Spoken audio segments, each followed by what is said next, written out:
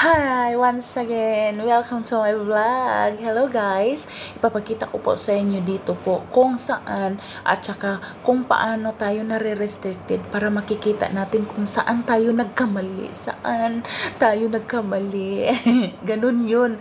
Kahit baguhan po tayo o kahit matagal na po tayo dito sa pagka-reels natin po, even sa pagba-vlog, minsan magkakamali tayo. Hindi natin sinasadya yan, but that's normal po. Okay? So, kahit nasa baguhan ka pa, mas lalo sa baguhan kasi hindi natin alam kung bakit tayo na restriction. So, punta tayo po dito sa video, panoorin po ninyo na ang lahat po para makikita nyo, nandyan po ni-explain ko po sa inyo saan kayo pupunta para makakita kayo ng paraan o tips na matanggal yung restrictions nyo, mga pinangga, no, mga lalabs.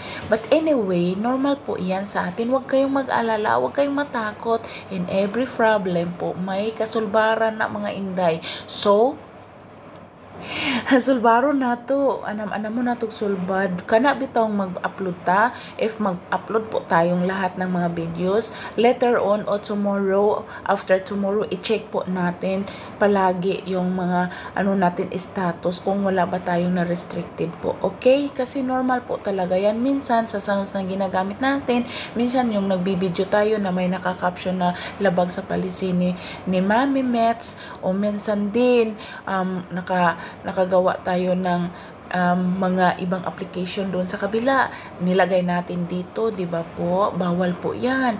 Marami ang binabawal si Mami Mets. Kaya tandaan natin, isa po yan ang bakit nare-restricted tayo. Saan ako nare-restricted? Saan po natin makikita? So, continue watching my videos para po meron kayong tips. Okay? Let's go! Hi mga ka-reels, hi mga lods. Ito lang po guys ang maipakita ko sa inyo ngayon, ha. I-share ko sa inyo kung paano mag-delete ng restricted o saan makikita ang inyong restrictions. Kasi po marami po ang nagtatanong sa akin tungkol dito. Okay? So, punta kayo doon, pinakauna po talaga, punta kayo doon sa profile niya sa Facebook. Okay? So, sundan nyo lang ako. Okay? Tara po.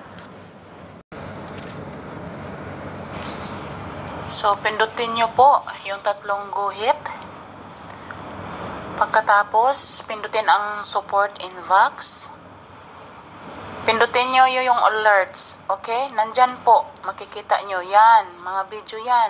Pinindot ko yung number 1. Ito ang lumabas na video ko na nilabag ko. At saka balik kayo doon sa profile nyo. I-scroll nyo lang pababa, makikita nyo yan, manage post. Okay?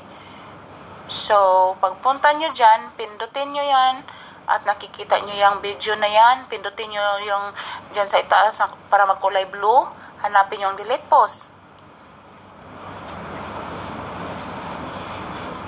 Na po kayo, yan, makikita nyo yan. Wala na.